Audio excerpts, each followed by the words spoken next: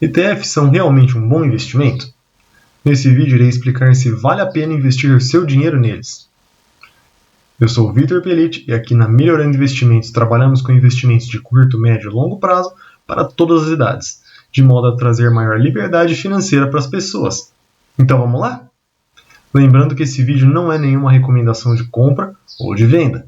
Caso você não saiba o que são ETFs e como funcionam, coloquei aqui na descrição e ao final desse vídeo um link de um outro vídeo que explica todos os detalhes básicos e como funciona esse tipo de investimento. Muitos influenciadores e assessores de investimentos recomendam a compra de ações, fundos imobiliários e outros ativos específicos, como se fosse o melhor investimento possível, como se eles fossem muito habilidosos em selecionar o melhor ativo possível.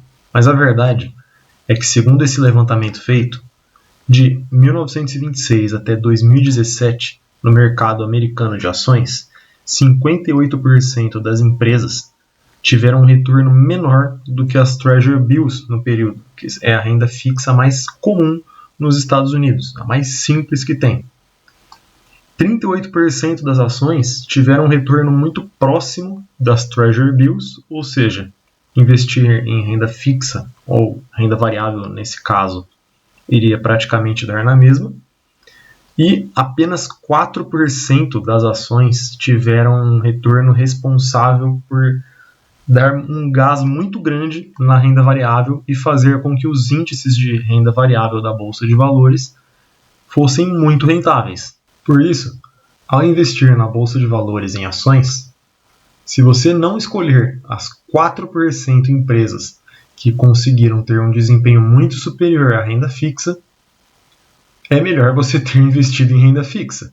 Vários fundos e assessores dizem que, mesmo sendo muito difícil escolher as melhores empresas, eles dizem que esses gestores profissionais, por trabalharem e estudarem sobre isso todos os dias, o dia inteiro, são capazes de selecionar essas 4% melhores empresas.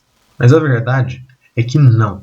Conforme esse levantamento feito pela S&P, o levantamento SPIVA, nos Estados Unidos, em prazos de 10 anos, 90% dos fundos ativos perderam para o índice de referência.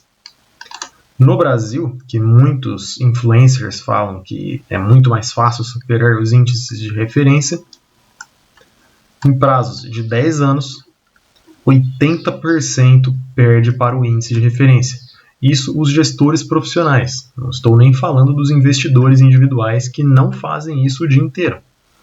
Se olharmos para a Europa, a mesma coisa. Em prazos de 10 anos, 92% perde para o índice de referência.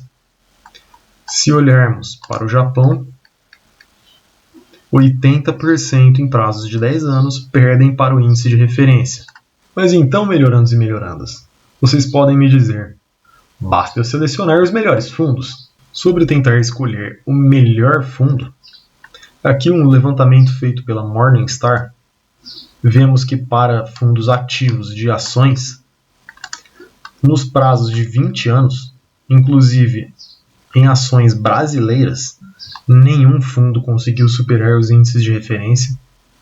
E vemos que a taxa de sucesso de fundos que conseguem superar seus índices de referência é muito pequena, sendo que em vários casos nenhum fundo consegue superar os índices de referência. Se descermos aqui para fundos ativos de renda fixa, o mesmo resultado, em sua grande maioria, pouquíssimos fundos conseguem superar seus índices de referência. Na grande maioria, nenhum fundo consegue em prazos de 20 anos.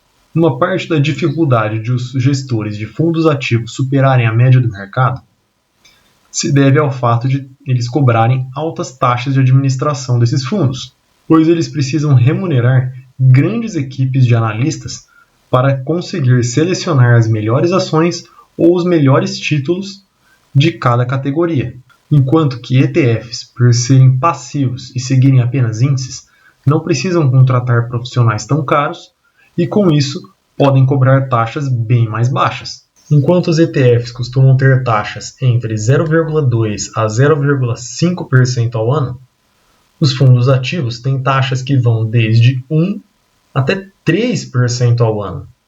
Apenas para mostrar para vocês a diferença entre a rentabilidade de um ETF com um fundo ativo através do efeito de taxas de administração. Considerando ambos tendo uma rentabilidade de 10% ao ano, a diferença apenas da taxa de 0,2% para o ETF e 2% para o fundo ativo. Após 30 anos, podemos ver que o ETF performou muito melhor, acumulando com um investimento de R$10.000 no início, um valor final de mais de R$150.000, enquanto que o fundo ativo, R$95.000. E a diferença de quanto perde com taxas maiores, nesse caso, em 30 anos, chega a mais de 40%. Mas então você pode me dizer, basta eu fazer a gestão da minha própria carteira? Então não terei taxas de administração para pagar. A verdade é que no longo prazo, muito provavelmente você terá um resultado igual ou pior do que os fundos ativos. Afinal de contas, basta você pensar. Se nem os gestores ativos, que estudam e trabalham com isso todos os dias, conseguem bater os índices de mercado, por que você acha que você conseguirá? Por conta de todos os motivos que eu citei. Taxas mais baratas. Não tentar selecionar as melhores ações, por investir em todas elas. E não entrar em fundos ativos que no fim só vão acabar perdendo para os índices de referência. Eu acredito que vale muito mais a pena investir através de ETFs. Se você gostou desse vídeo, se inscreva no canal para que eu possa continuar fazendo mais vídeos como esse. Muito obrigado e até o próximo vídeo.